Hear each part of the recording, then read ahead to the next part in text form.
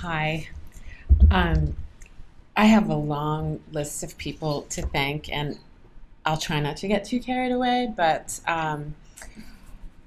this, what's upstairs in the gallery, is my very first curatorial effort, and um, I have so many people to thank that helped me get it off the ground. I kind of came into it from the back door, and I had a great deal of support from Mia Feynman and Doug Eklund at the Metropolitan Museum, who basically said, well, why couldn't you curate an exhibition? And this is how you should do it. And I was like, okay. Um, when I sent my proposal, Joyce Robinson responded immediately, which made me feel like it actually was a real possibility.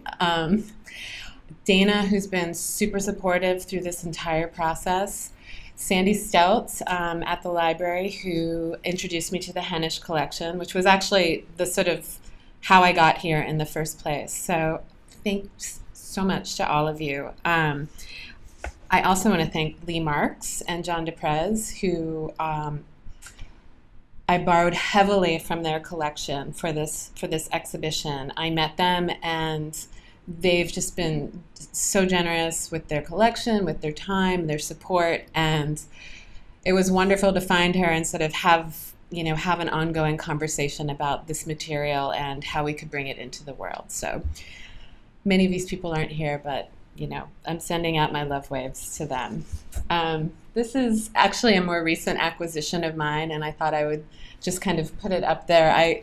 My collection is very, very, very modest, but I love it very, very much. And I'm continuing to collect these things. And yes, this is just a kind of more beloved one.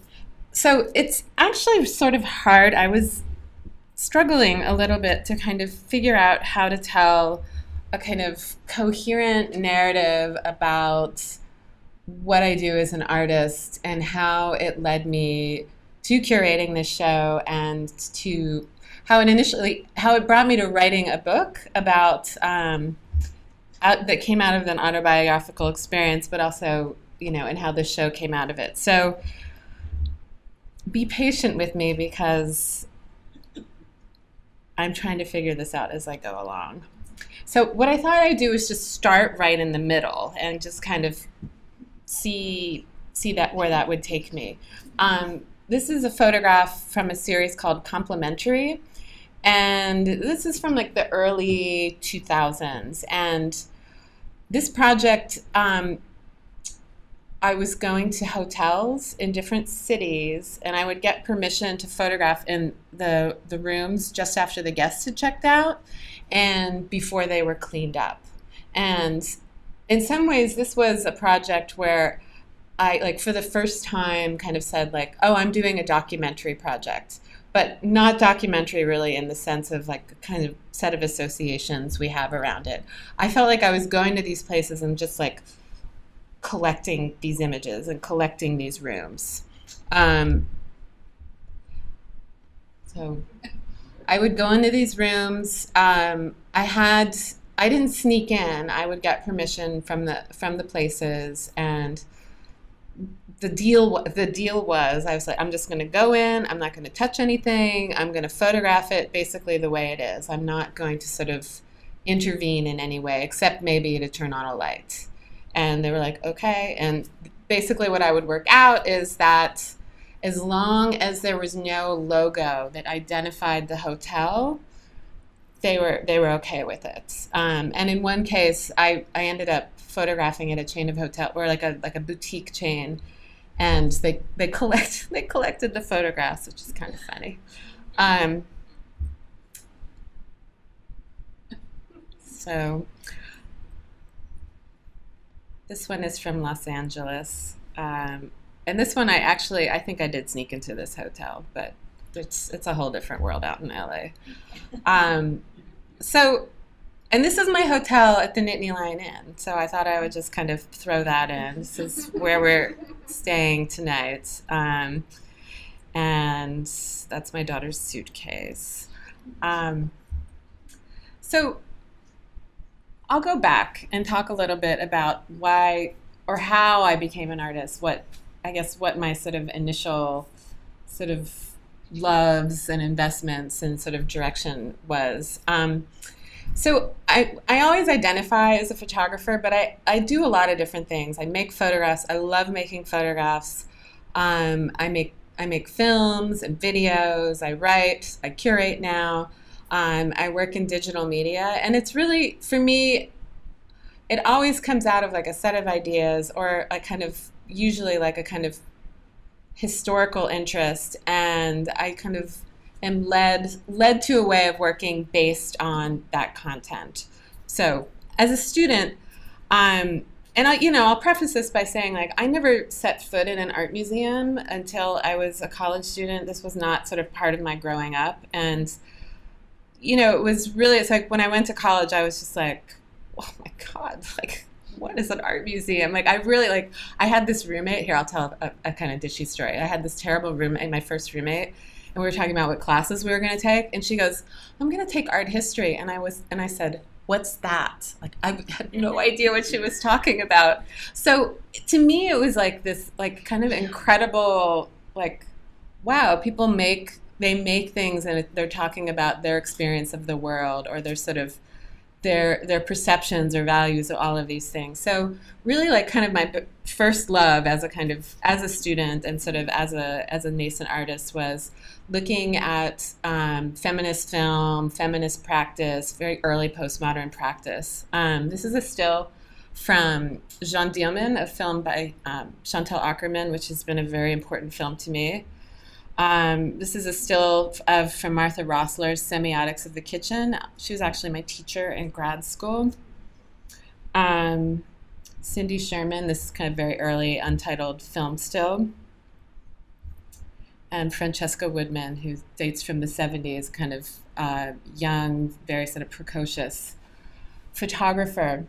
And one of the main things I really struggled with, and I think, every student, every artist struggles with, is, I think most people come to making art because they just love it. But then how do you kind of dialogue with these things that you love and kind of make your own way? And I guess this thing that was a real struggle for me was, and this had a lot to do with what was being discussed in feminist practice at the time was, it sort of came back to like the body, and in like its sort of earliest iterations, like sort of reclaiming the body in a kind of positive way. And then like in the second wave, it was looking critically at representation. And there was a part of me, and I was kind of like, I don't want to deal with the body. Like, I was really trying to sort of get these ideas, like, and sort them out and own them for myself. And so I guess, whoops, I kind of zipped ahead there.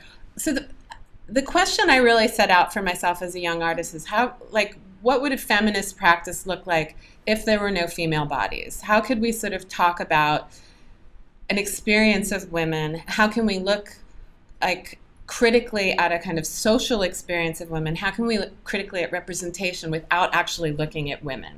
Okay, and it's a little bit of a kind of contrarian question in some ways, but it really ended up leading me in a lot of different places. So this is a very early body of work, and I'll try and move through this quickly. This project is called Domestic Interiors.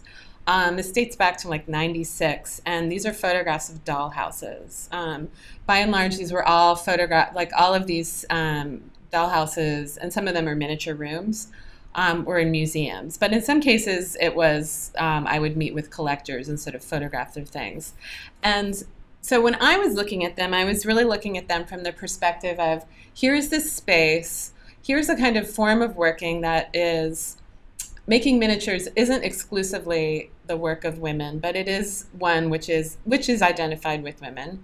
And we're also looking at spaces, domestic spaces, and these spaces were like total fantasies, right? Like about like the idea of having a perfect home. And a way that a lot of them were set up is almost as if, like a kind of theatrical set, right? For like the dolls or these sort of imagined characters in them. So when I was shooting them, I sort of shot them as they were, and I would photograph around the dolls, and I really kind of tried to look at these spaces as narrative scenes, or even like a kind of like mise en scène, like you're sort of imagining like a character walking in. And I also sort of worked with them and this is when I was like, like young and had no money and, was trying to figure out how to make work, and it was just my camera, film, no lights, sneaking around, shooting, and not changing anything, doing everything on the fly. And this is what I came up with.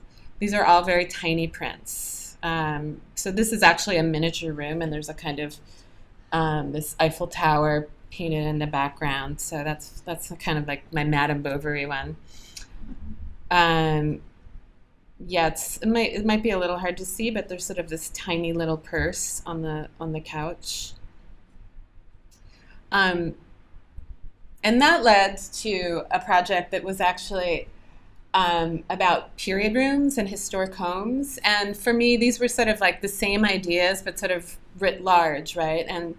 And how do institutions kind of present a private space? How do they make a private home into like a kind of public space? And again, like kind of with the dollhouses, there's sort of a sense of like how these places are telling stories, how, in some cases they're like quite gendered. And one of the things I was most interested in with both the dollhouses, and can you all hear me? Okay. Was ways in which you looked at these spaces through apertures, right? Like, so you looked at dollhouses through windows and doors, and that it was like, for me, it was very similar to looking through a viewfinder.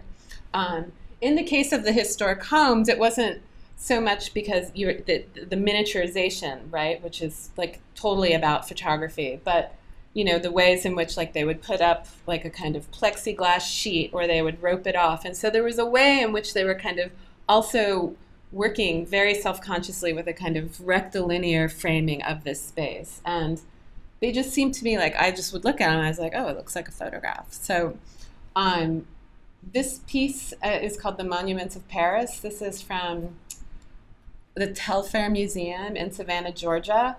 And so I stopped sneaking around and I started asking permission, and that was sort of the beginnings of a kind of different moment for me. But again, the way I would sell it, and this was again like the sort of cheap way of doing things, I was like, I'm not going to bring in any lights. I'm going to photograph it the way your audience sees it, and that was really important to the project. So that, just sort of parenthetically, that's the title is the title of that wallpaper, which is a kind of 19th century French wallpaper, which is where they line up all the monuments of Paris along the Seine. And it's this great wallpaper, and there's a period room in the Met that has it, so I highly recommend it. This is from the Eagle's Nest, which was I'm spacing out on his name. It's a Vanderbilt home in Centerport, New York, in Long Island. So this is Mrs. Vanderbilt's bathroom. And this is William DuPont's house. It's a federal parlor. So it's a little hard to tell, but like they sort of create this little plexiglass room that you step into, and it kind of creates this ghosting thing. So again, like this, this kind of theme that sort of emerges and reemerges all the time is sort of like, where are the bodies? How are we supposed to imagine that the space has been occupied, and then later sort of more explicitly haunted? So I'm going to jump ahead. And so when I finished the hotels project, and I worked on it for a really long time, and it just seemed really weird and perverse at the time. But I was introduced actually shortly after 9/11 to this 19th century spirit photography. And this is a kind of early example. I think this is actually William Mumler, who is a really well-known spirit photographer. So spirit photography essentially emerged at the same time as spiritualism, which is, again, a 19th century religion. And it was the idea that you could have contact with the spirit world. And so, there were many enterprising portrait photographers who set up these studios and made these claims that they were mediums and that in the process of making a portrait, they could sort of produce this person who they had lost or who they're trying to get in touch with. Actually, this woman to the left is Katie King, who is a very well-known medium.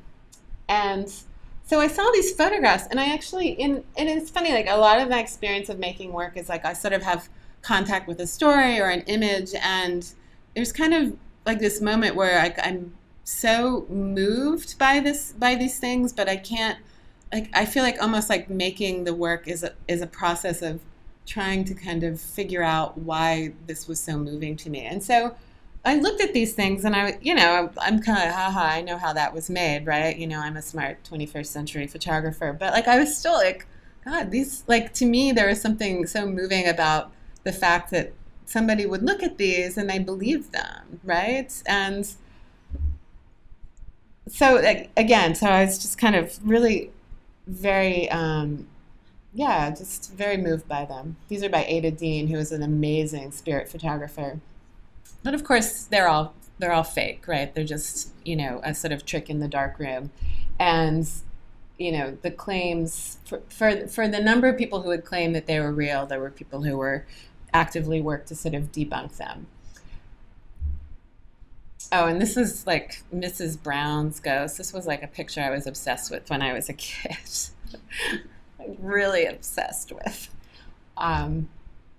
So I was sort of at this weird point where I'd finished the hotel series and I was kind of struggling to figure out what to do. And I was invited to go to McDowell, and I'd bought a view camera, like a sort of 19th century camera. And I had this kind of like epiphany where like I had kind of really been talking about my work as I was making documents of constructed sites. That's sort of like how I was framing all of that stuff. And that it was sort of a little bit, about like a kind of a document, but it was also about kind of contriving something. And I sort of had this, I mean, it sounds like kind of dopey in retrospect, but I just had this moment while I was,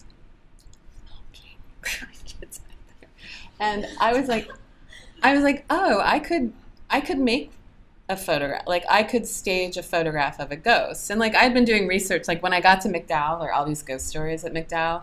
And, I'm asking around, I'm like, what are the ghost stories? And the director's like, please don't freak anyone out. And I was like, oh, I don't want to freak anyone out. And so I was kind of sitting there going like, oh, okay, what am I going to do? What am I going to do? And I was like, I'll make my own. So I just started making these photographs in the woods, and it was just a kind of intuitive move on my part. They're all fairly, I would make a Polaroid. So every single one of these photographs has a Polaroid. And I was trying to, because Polaroids historically were used, like they can't be tampered with, right? They were used as evidence at crime scenes. Like I would have like a whole series of these as Polaroids, and then I would shoot film. And in some cases I didn't actually, there was a sort of element of chance to it, right? Like I really think of these as kind of performative, and like the idea of the photographer. And this is again thinking back to like the 19th century spirit photographers, that they were the ones that made it appear, right? Like this kind of sense of magic. And I do like, I actually, that's one of the things I love about photography. Like it does sometimes feel really magical to me, right? Like if I, just even being in a dark room. So, and these are all pretty large scale. This is 30 by 40. This other one is 40 by 50. And again, I was just sort of like trying to think about the environment, and again, like a kind of experience of the body in relationship to these things. So I started doing more research about spirit photography, and there was a kind of divide between that sort of those first images I showed you, where of like the portrait photographer who was kind of the medium themselves, like they were the ones who made it appear. And then there was a kind of shift kind of later on in the 19th century and early 20th century where, while there had always been mediums, and the mediums who were, they were kind of the conduits to the spirit world, there was a kind of shift.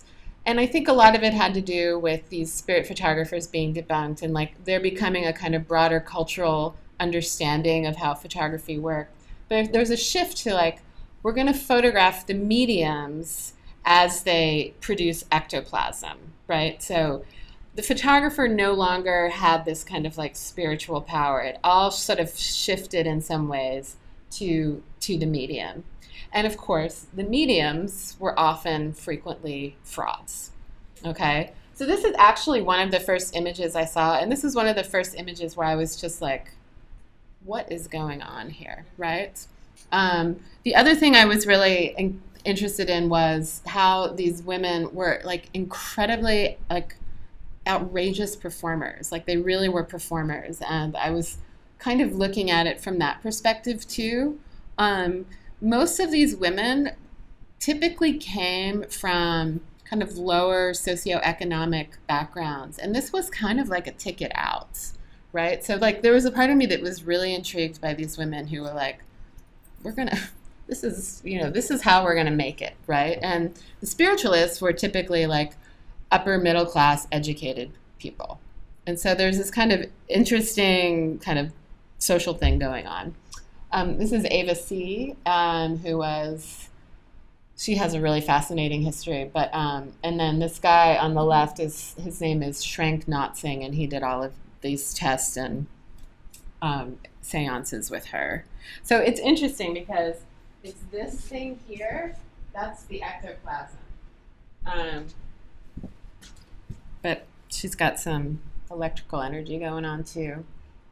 So I decided that I wanted to try and actually like remake, like again, like I sort of set this problem out. I was like, I want to actually figure out how these women did this, right? And I'm going to remake them, and I'll be the medium, or like I'll get, some of my best friends to be the medium. So it started out, and this series is called Ectoplasm, just trying to sort of reproduce them and to sort of think about inhabiting their body a little bit.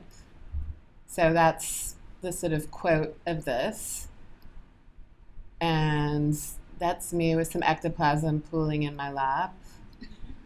And that's based on this. So the other question, or the sort of other thing that came up for me where, I was like, okay, am I ready to let go of this whole, no bodies thing? And I was like, I think I'm ready.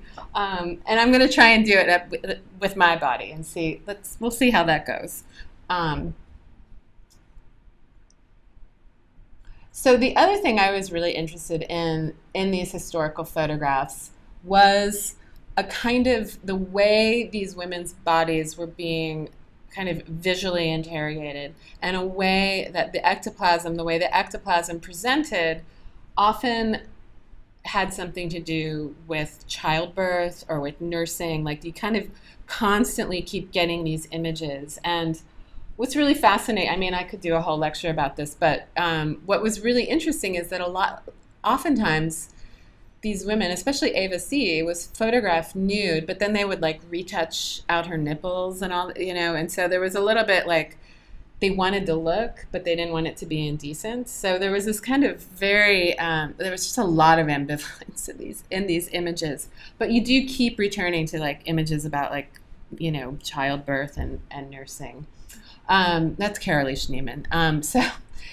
So the other, as I was looking at them and kind of learning more about them and the way in which these women ended up having a certain modicum of social power at the time, I began to sort of think back to a certain kind of 60s and 70s feminist performance art, which as a student I had a kind of aversion to, where I was kind of like, oh, like that's like, my mom's feminism, right? Like, not that my mom was interested in feminism or art, but like I was like, that's too much body, too much, I'm not saying it's right. I'm just telling you what I thought when I was 19 years old.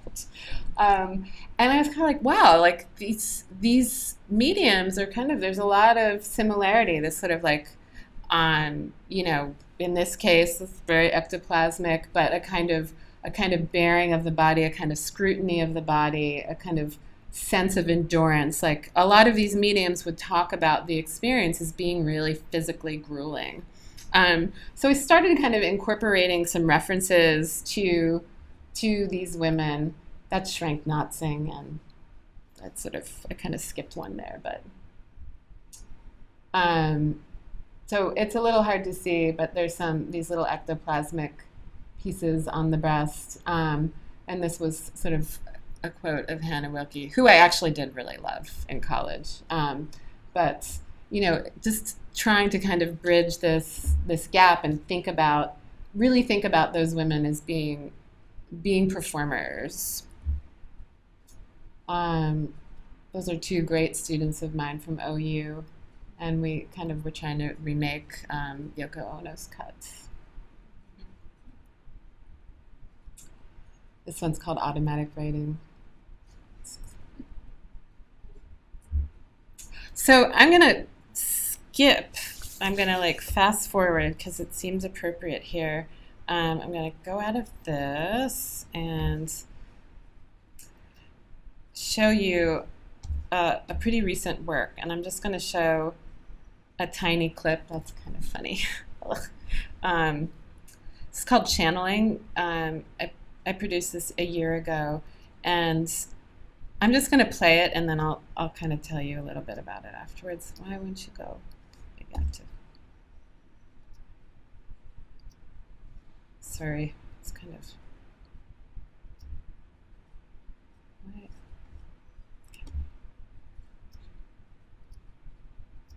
When you're assigned a guardian, it's like they guard your soul, the essence of you.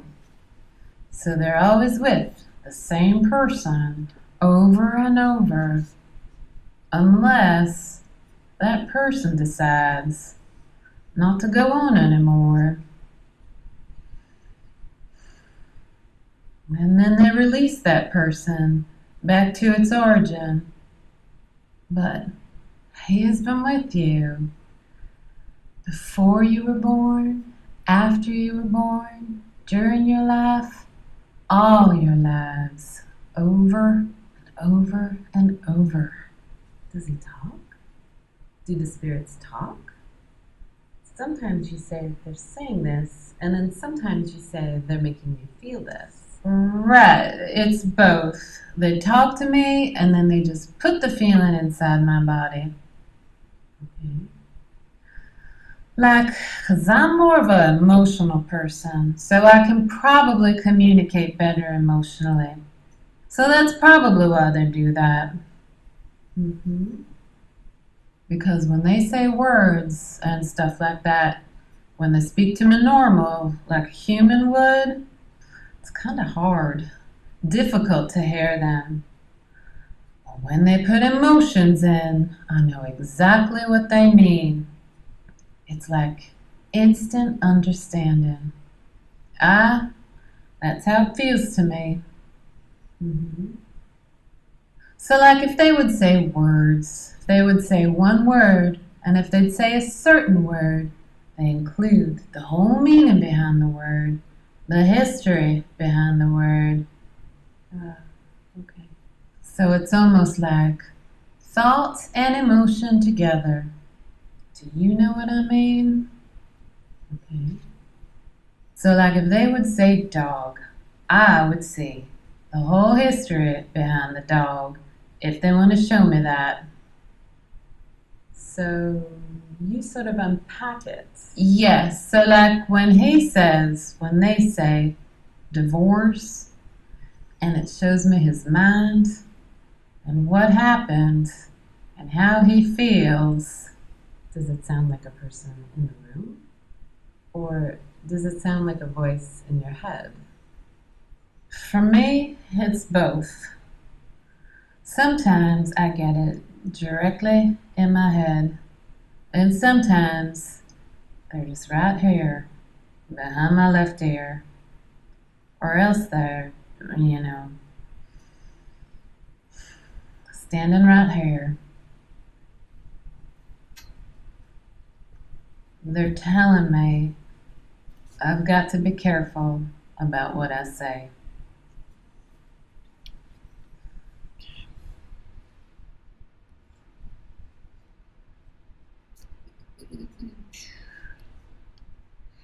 So that project, um,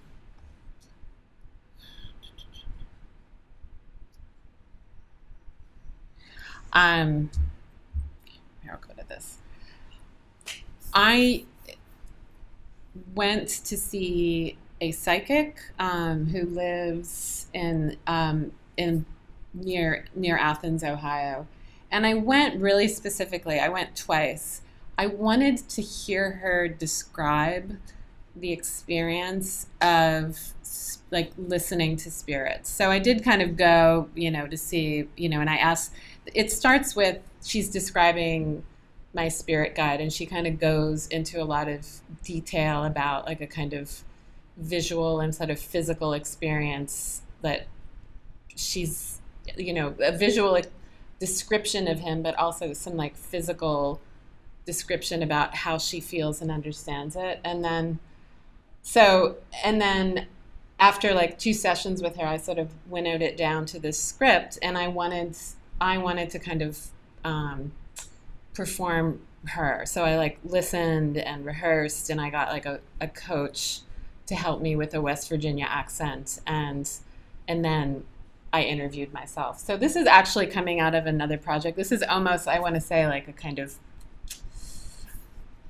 notational. Like I'm interested in this idea about how, like on some level, like a kind of like deep empathy between, like that we could understand what she's doing, and then like how that relates to whoever her client is. So maybe I'll leave it at that, because that's in many ways very much a work in progress. So this is a series of images called Asylum, and I made these photographs when I first moved to Athens, Ohio. And I should also say I really technically live in Athens, Ohio. I don't really live in Brooklyn anymore. 5 years ago, I would have said something different, but so there's an incredible the Athens Lunatic Asylum, which was built in the late 19th century. And when I was hired at OU, I was hired as for 1 year visiting artist gig, and it was very late. And at the time, I was kind of like, well, I don't know, when did my world become so small that I wouldn't consider moving to Ohio, like for a year, right? So I made a trip out to Athens, and there was a grad student who was showing me around. He's like, "Oh, let me take you up to the ridges," and I was just like, "Oh my God, this place is incredible!" And I was like, "I'm gonna come for a year just so I can take photographs there," which is what I did, and I photographed exclusively in the women's dormitories. All of these images were made kind of like all of the bodies of work that deal with spirit photography. They're using like analog means, sort of performative ones, like the idea of something happening in front of the camera. And this was not like, I use digital media, I use Photoshop, and this wasn't like, a kind of whatever anti-Photoshop project, right? But it was more like to think about how do you make a photograph of something happening in front of a camera, and like again, like sort of thinking back to like these sort of ideas about the spirit photographer being a performer, the medium performing for the camera. Like I kind of wanted to reproduce that. Um,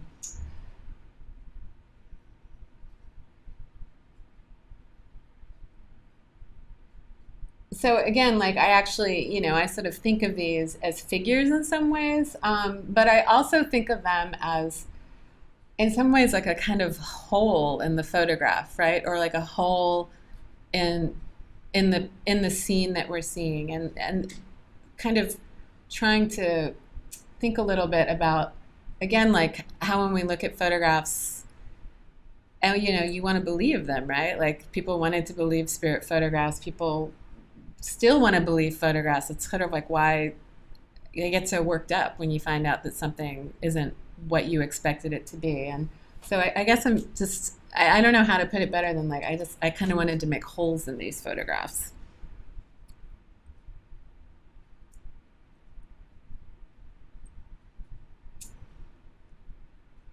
And that one is actually like a kind of an homage to Francesca Woodman, who's a very important figure for me.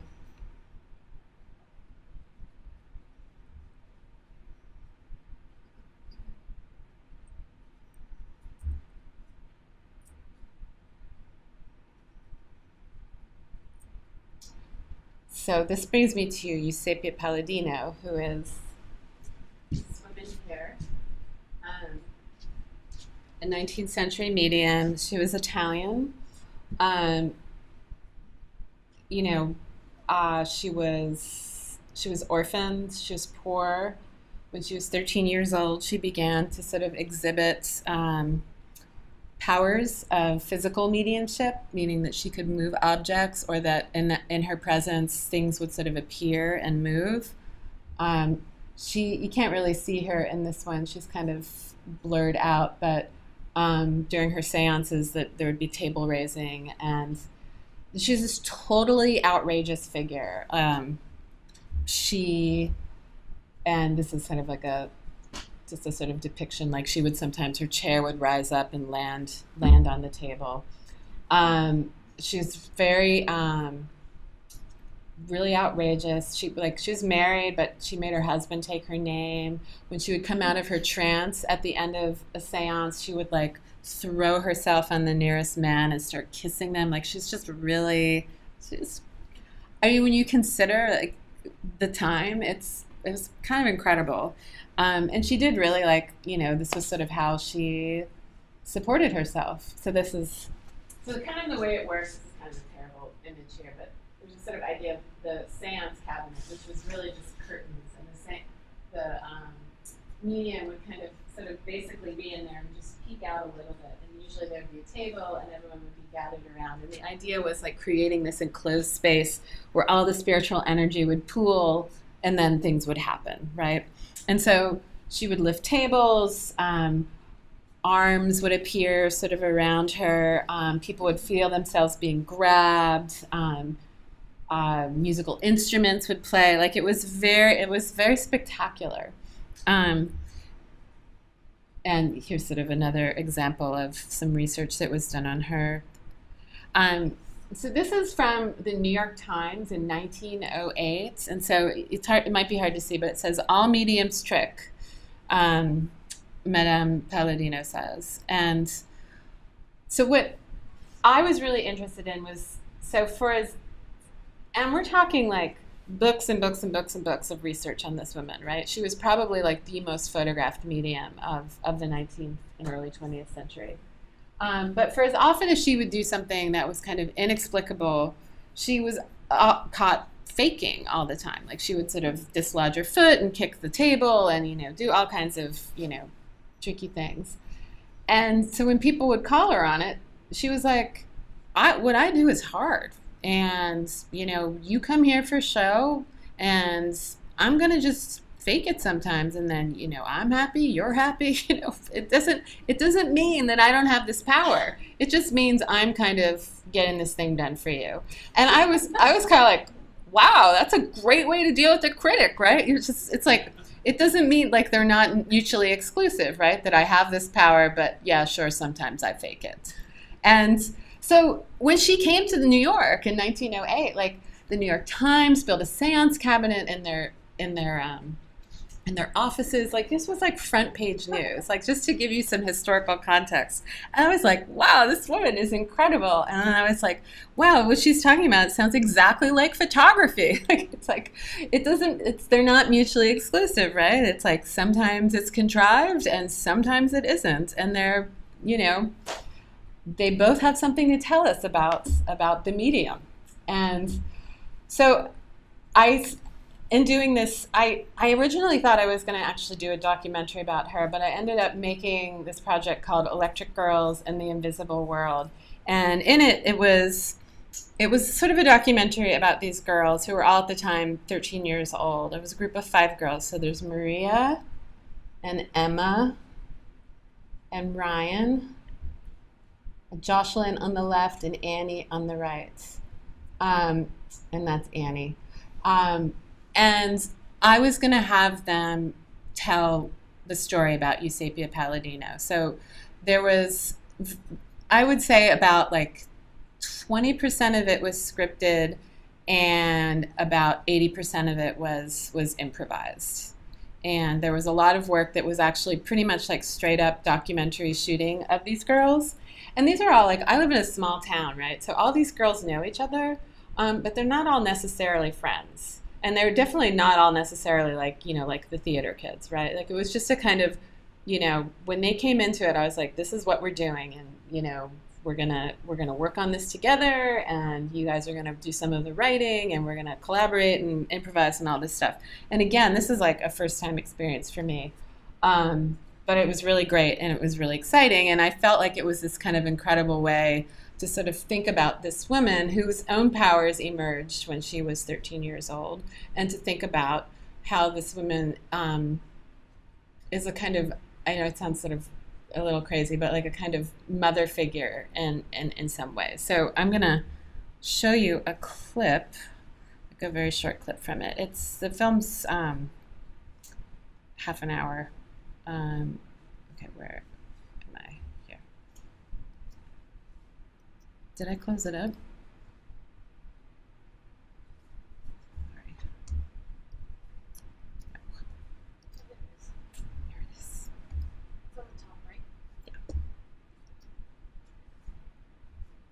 See if I can get this.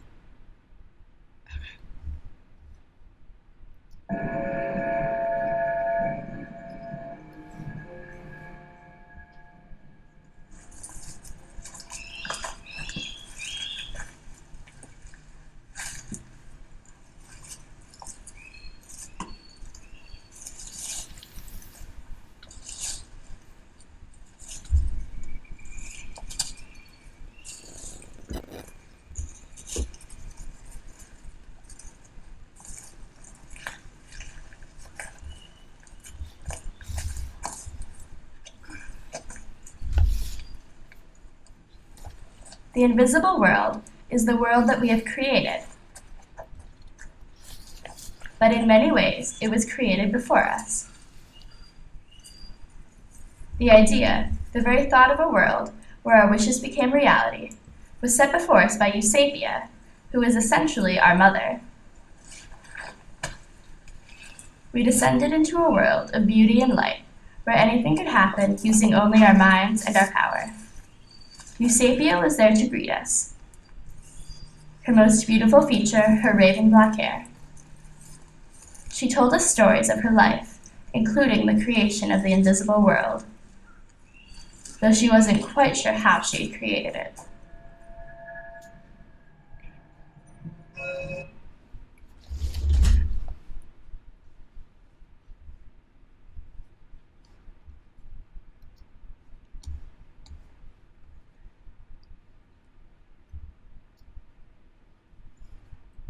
So as the film goes along and you begin to sort of see, they're sort of, in some ways, they talk about their sort of group as one that they're connected because of they have powers emerging, and this is sort of something that connects them.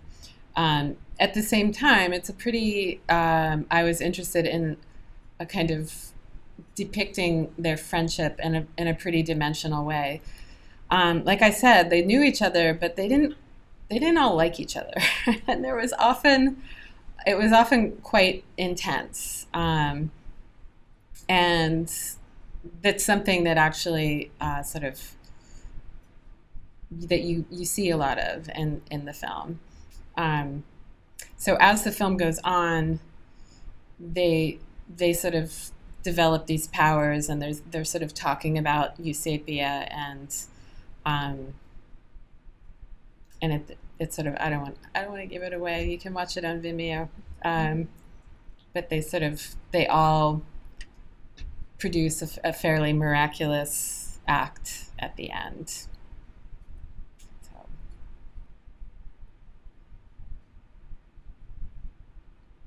I just noticed the time, so I'm trying to be attentive. In addition, as I said before, like Eusapia was photographed a lot, but there are really only 2 photographs that have survived. So a lot of the research I did for her, I ended up using to make portraits of the girls. So this is Emma. And again, I was kind of like, it was all done in front of the camera, and I very sort of specifically left I left the tricks in, so you can see the fishing line that's sort of holding up the bell, and the table. And weirdly, just a side note, Maria actually fell asleep while I was making this picture of her.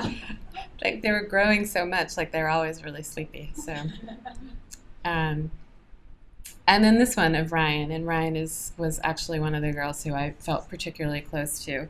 So this is an image that in many ways was the kind of bridge image to the hidden mother. I'm going to show you another quick video, and then, oops, that's not what I want to do.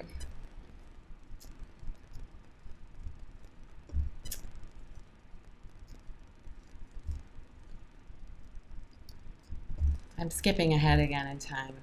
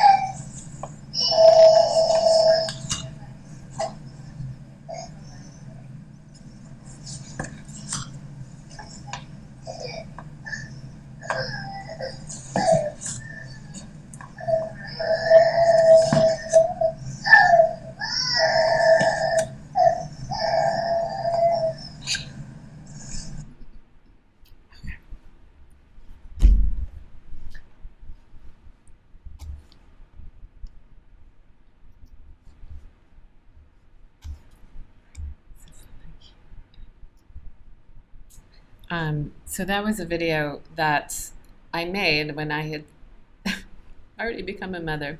So when I was making Electric Girls, I was in the process of adopting my daughter. And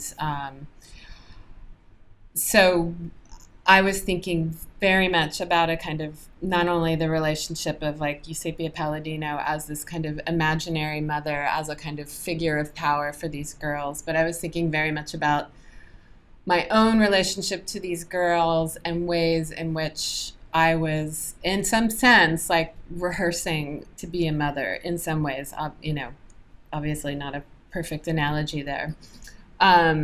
So right when I finished it is when I began the sort of process of the application and the sort of the weight. During this time, I was introduced to Hidden Mothers, and I won't say too much about it because I'm actually going to read to you in a second, but this is the first Hidden Mother I bought. And a friend of mine, having just finished this, and knowing that I was sort of starting this process, he just kind of was like, you might be interested in this. Take a look at this. And I had a kind of like, again, this response to these images, which, I was so immediately drawn to the material and so moved by it. But I had a really hard time kind of unpacking it. And so I was invited by a colleague to write an essay about becoming for an anthology about mothers who are artists, and she asked me specifically to write about becoming a mother through adoption. And at this point, I was not a mother yet, right? I was waiting. For my family, it was a 17-month process, and part of when I looked at these, I thought not only was this a really like poignant representation of who mothers are and what they do, but it sort of resounded with me, particularly because there was a child waiting who was going to be my daughter, who was halfway across the world. So this exhibition came, it was sort of, I wrote this essay, and in the process of researching it, I decided to sort of curate this material because there hadn't been any kind of critical or poetic work on it yet. And to sort of see the essay and the book and the exhibition as a kind of interlocking project. So I think what I'm going to do, rather than sort of talk, I'm actually going to read a few excerpts from the essay, because hopefully that does more eloquently what I can do than in a slide talk. And I will try and kind of keep this short, since I know we're sort of getting close to the time. So, Hidden Mother. In 19th century portrait studios, photographers employed a number of different strategies to stabilize the body during the long exposures of the camera. Sitters leaned on pedestals to steady themselves. Necks were held in a pincer-like brace. To sit for a portrait was to submit to physical discomfort. The photographer, too, must tense and harness their body to execute the tasks of composition and exposure. Head cloaked with black fabric to block the light, he, it is almost always a he, leans over the bulky view camera and squints, pressing his eye to the loop and the loop to the glass to focus the image. Muscles strain and ache as if in empathy with the subject. To make a photograph is to see with the whole body. Photographing children presented the operator with a specific set of challenges. Pedestals and braces couldn't be used on the small, unruly bodies of infants. The photographer enlists the mother to play an instrumental role. Her body props the infant, steadying and comforting while the film is exposed.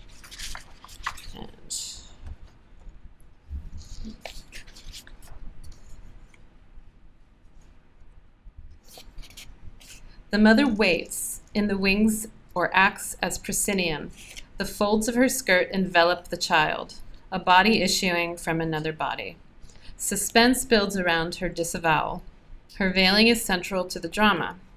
Sometimes a man appears, perhaps the studio assistant, begging the question if these unseen women were in fact the children's mothers. His presence creates no tension. He's just doing his job. She's an open secret, essential but obscured, in service to the greater good, the picture. Her body is as difficult to control as the child's, and its suppression articulates a deep ambivalence over her figure. These photographs also speak to the mother's own ambivalent self-effacement. To mother, to raise a healthy child is to cultivate attachment and autonomy simultaneously. But I'm taking liberties. I want to bulge and erupt, to bleed into the frame.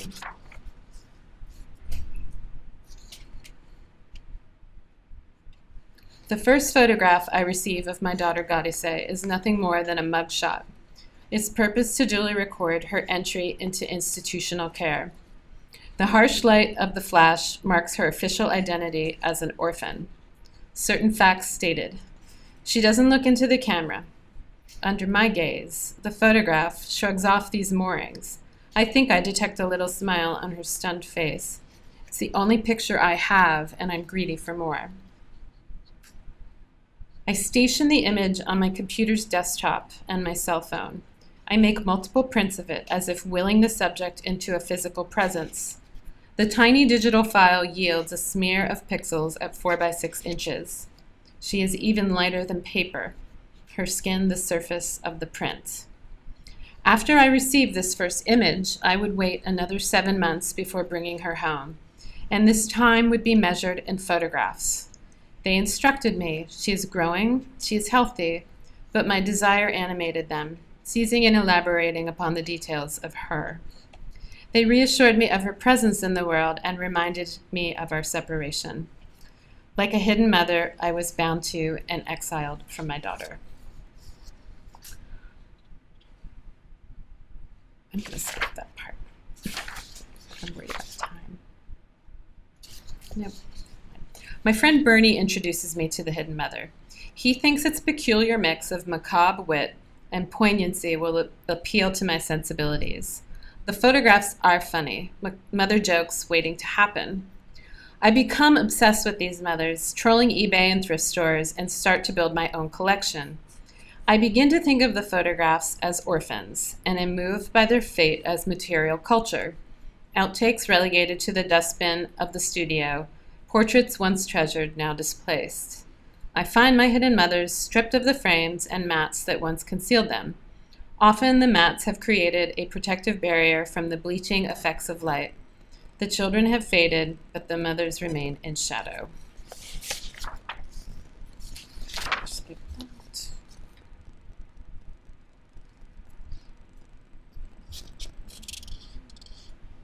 I try writing to Gadise, a short note every few days, to bring her closer. I write that I love her, and I can hardly wait to bring her home. But after several notes, my disposition towards her becomes confused. I address her as the child I will bring home, then as an adult, a young woman I've raised. She keeps appearing to me as a teenager. In this rehearsal of attachment, I'm already anticipating future separations.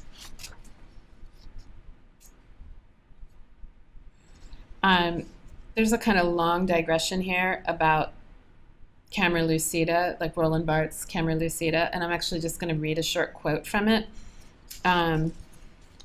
If you want to talk about Camera Lucida later, I'm totally game. So this is Barthes. A sort of umbilical cord links the body of the photographed thing to my gaze. Light, though impalpable, is here a carnal medium, a skin I share with anyone who has been photographed. And then this is me. I love the implication that photography's appetite is indiscriminate, that it is an omnivorous medium, and the way Barthes links the carnal to the mother's body. Desire doesn't choose, it lands. Although he writes these passages in mourning, the book is about the death of his mother, I recognize my own longings in them, dispersed and reconfigured. Gadise's body tugs at mine through this phantom cord. I have no use for the metaphor of gestation with its orderly rationing of time. It can't account for the currents of my weight, and they pitch me back and forth.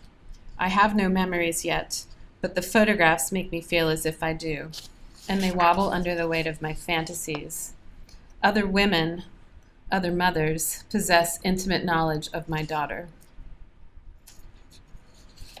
Early portrait studios, equipped with skylights, depended on sunny skies to bathe sitters in light, a flood required to coax an image from the recalcitrant emulsions. I imagine the day Gadise was born, the sun warming her skin, its rays eventually finding mine, our skies touching. I received this report with photographs from a mother who's recently returned from Addis Ababa. So when families would go to bring their children home, they would take pictures, they would kind of send reports to other families who were waiting, and that was my source of photographs. And I'm quoting this woman, Gadise, oh my word, what a sweetheart. She kept doing the funniest scrunchy smile. I was cracking up. When I was going through pictures, my sister saw her and said, her mom is just going to fall in love with her.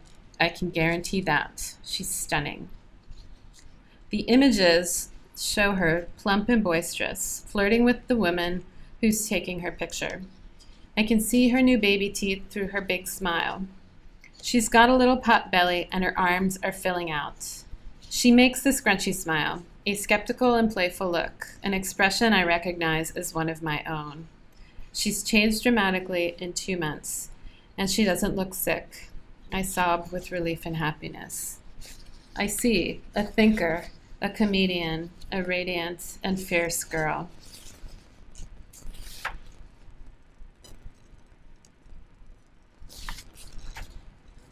Gadise's been home over a year. when she spies the photographs of our first meeting at Layla House on my computer. Dark and unfocused, our forms can be discerned, but the low light disfigures. A house mother hands her to me, and her face is contorted from crying. As I scroll through the images, my words come slowly. You didn't know me yet, and you were afraid. The house mothers took care of you until I could come to bring you home. They loved you very much, and you loved them. It's sad to say goodbye. She listens to my account with equanimity and repeats it back to me. I struggle to reconcile the demands of mothering her with my impulse to document. I stand apart, considering the light, coaxing my subject, and framing the scene. I have very few photographs of us together, except for the portraits we make with my laptop. In her early days home, this was the only way I could photograph her, us, with the screen acting as a mirror. Sitting in my lap, she would stare in wonder at our faces and then turn toward me. My arms around her, the moment of perfect quietness. Someday I will tell her this secret. When we first met, I hesitated to pick her up, pausing at the threshold when we became real. I was ready to emerge, to become her mother, and I was terrified. That moment contained many endings and forecasts the looping of our future. Our life together is filled with joy, but the little losses prick and wound every day. When I leave her at school, when she runs towards her friends, when she strays just out. Oops, I realized I forgot to do that. When I watch her sleep, when I forget about her, and when I remember again. I dread the prospect of letting Garise go into the world, but she's already there. So. Any questions?